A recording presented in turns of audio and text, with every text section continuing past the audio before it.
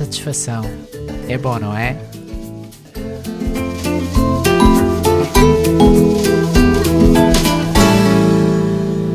Olá pessoal, mais uma semana, bem-vindos a mais um café. Eu já tomei o meu esta tarde, estava mesmo a precisar. Normalmente tomo dois, não tomei o de manhã, tomei agora o de tarde e estou cheio de energia. Em primeiro lugar, eu espero que vocês se encontrem bem, que tenham aproveitado estes dias com calor para se refrescarem um bocadinho, que tenham ido à praia, à piscina, onde quer que seja, mas acima de tudo que também estejam refrescados no vosso espírito, que tenham tido o vosso tempo com Deus, que tenham aproveitado para ler a Bíblia e para orar, porque é muito, muito importante. Eu gostaria de, neste episódio, partilhar convosco uma pregação que eu também partilhei na quarta-feira passada na minha igreja, chamada Provem e Vejam. Eu espero que seja de bênção para vocês. Vou dividi-la em duas partes, portanto vai ser neste episódio e será no próximo. E vai ser sobre a nossa satisfação em Deus e em como Jesus é que satisfaz plenamente as nossas vidas e os nossos corações. Sem mais demoras, eu espero que seja bênção também para vocês. Provem e vejam.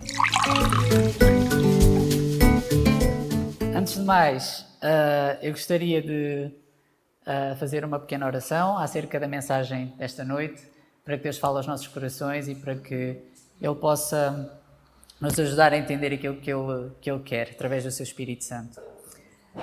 Nosso Deus e Pai, nós te agradecemos por mais, Senhor, uma oportunidade de estarmos aqui reunidos. Pedimos-te, Senhor, que Tu venhas ser com cada um de nós, que nos abras o entendimento e o nosso coração, Senhor, para receber aquilo que vem de Ti, Pai, aquilo que Tu queres transmitir a cada um, que seja, Deus, para a edificação, Pai, para a mudança nas nossas vidas e para que possamos ser cada vez mais semelhantes a Ti, Jesus. Vem nos abençoar no resto deste culto, no nome de Jesus. Amém. Então, a mensagem que eu trago para os irmãos esta noite tem o título de Provem e Vejam.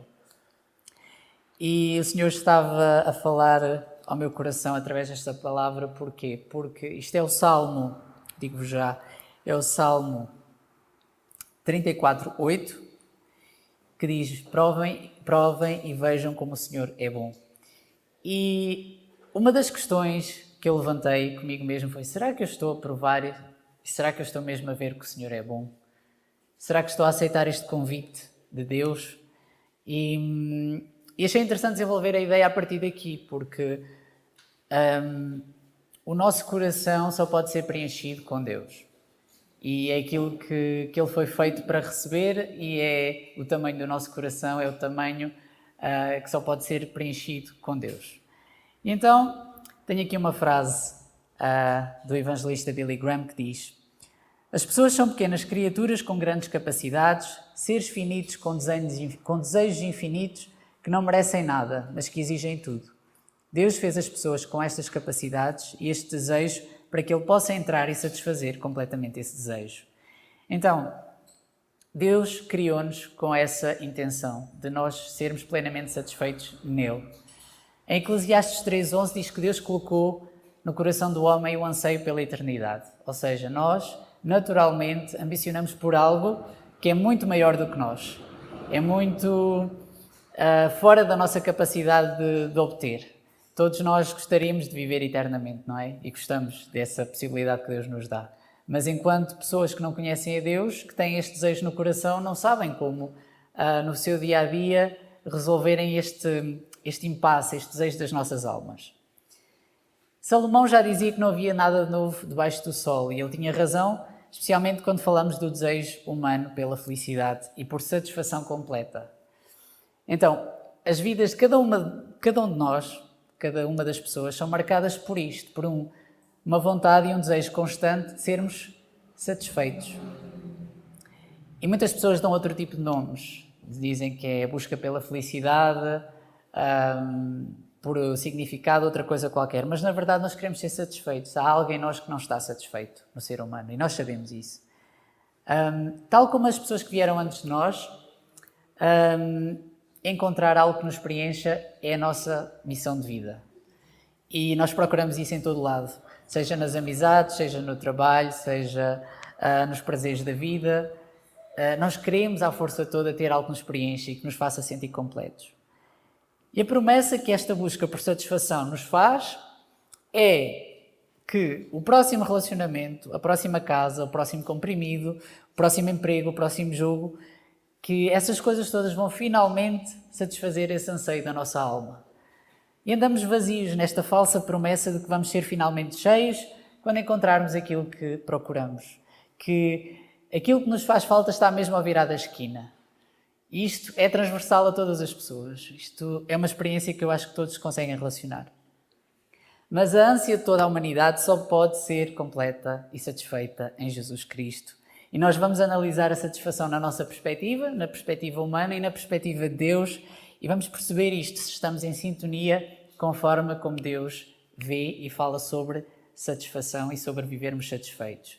Então vamos nos centrar agora um bocadinho em nós, vamos ser humanos e vamos ser egocêntricos e vamos para a parte da nossa satisfação. E desde o Antigo Testamento que as pessoas têm noção que Deus supre as necessidades básicas. Estamos a falar daquilo que nos é mais imediato e que nos é mais reconhecível. Estamos a falar de comida, bebida, sobretudo, segurança, aspectos básicos, não é? Ao longo da história, Deus provê as necessidades para o seu povo, nós vemos isso. E o povo sempre se focou sobretudo em necessidades físicas, porque era aquilo que mais era imediato e necessário, não é? Se uma pessoa passa fome, ou se temos outra pessoa que tem um tipo de necessidade que não seja tão urgente, nós vamos ajudar a pessoa que tem fome. Isto é básico. Tal como eles, todos esses que passaram, quando falamos em satisfação, pensamos nessas necessidades básicas e estas são cruciais para nos mantermos vivos e saudáveis, certo? E o nosso Deus é o Deus que supre essas necessidades. Ele era referido como Jeová Jiré, o Deus que provê. E ele providenciou maná, água e preservou as roupas dos israelitas quando eles saíram do Egito e estiveram às voltas pelo deserto.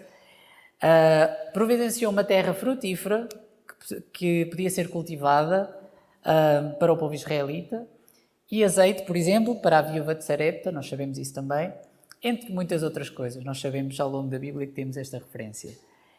E os salmos estão repletos também de versículos que falam sobre Deus providenciar para cada um de nós neste registro, no registro natural. No Salmo 107, 8 e 9 diz que eles deem graças ao Senhor por seu amor leal e as suas maravilhas em favor dos homens, porque Ele sacia o sedento e satisfaz plenamente o faminto. E em Salmos 107, e em Isaías 58, 11 diz: o Senhor o guiará constantemente e satisfará os seus desejos numa terra ressequida pelo sol e fortalecerá os seus ossos. Então, Deus aqui está também a apelar ao nosso lado da necessidade básica, naquilo que nós sentimos que precisamos sempre. E Jesus não era estranho às necessidades básicas. Aliás, ele sabia muito bem o que era passar necessidade, o que era passar fome, quando ele fez o jejum.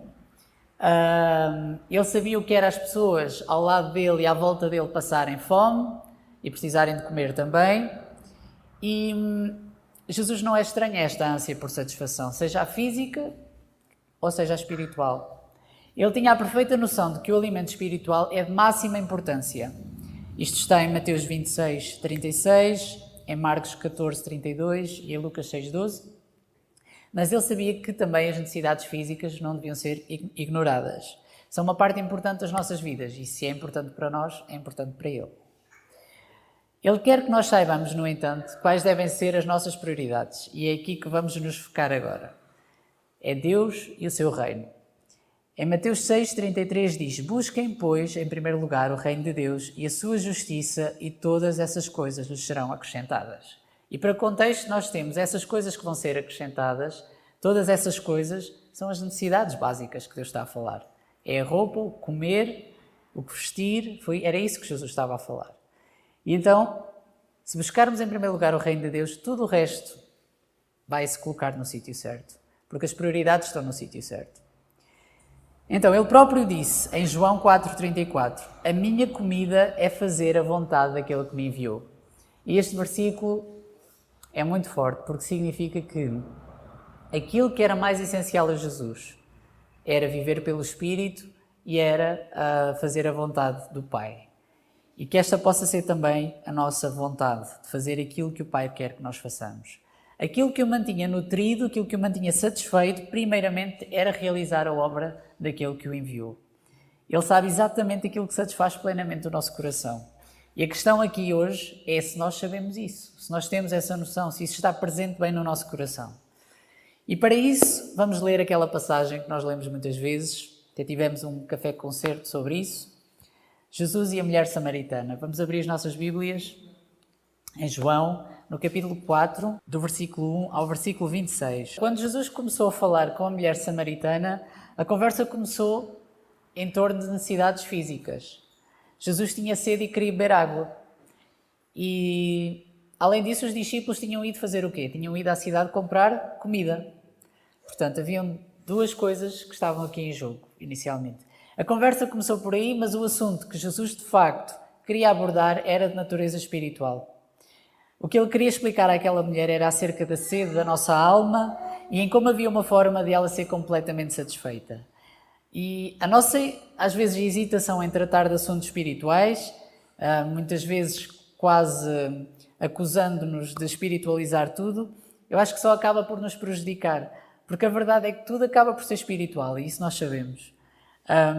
E Jesus encaminhou sempre os exemplos práticos e das parábolas para realidades e verdades espirituais, porque isso é onde nós nos movemos e é onde nós vivemos. E como diz o versículo, Deus é espírito e é necessário que os seus adoradores o adorem em espírito e em verdade. Então, se nós agora fomos regenerados, fomos transformados, nós vivemos nessa dimensão do espiritual. Portanto, isso é relevante para nós. E Jesus quer mesmo deixar esta verdade clara. Ele enfatiza que o ser humano deseja ser satisfeito de uma maneira específica, espiritual, e que é a mais importante. É o que permite o homem viver de uma forma contente com aquilo que ele tem. E a promessa de satisfação plena da fome da nossa alma está cumprida em Jesus. Não precisamos procurar mais. Quando nós nos pomos no lugar da samaritana, nós entendemos que muitas vezes damos um valor muito, muito grande àquelas necessidades que são mais urgentes para a nossa sobrevivência. Mas se calhar não consideramos que o mais importante, a nossa sobrevivência espiritual, requer um alimento que só Jesus tem, o alimento que só Jesus é. Ele disse exatamente que era o pão da vida e nós precisamos nos alimentar a cada dia dele e da sua presença. Eu espero que tenham gostado desta primeira parte da pregação e vão dando feedback, vão dando as vossas opiniões.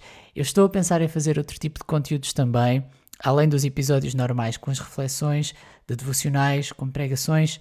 Estou a pensar em fazermos talvez pedidos de oração e possamos orar aqui em conjunto sobre vários pedidos. Não precisam dar os vossos nomes, basta dizerem qual é o pedido que têm e depois oramos em conjunto no podcast. Mas isso fica mais para a frente. Para já, desfrutem da vossa semana e não se esqueçam, alimentem-se de Deus, cheguem-se próximos da mesa que Ele tem à vossa disposição e sirvam-se. São filhos de Deus e têm essa oportunidade e desenvolvam esse desejo também. Beijinhos, abraços, até para a semana. Bye!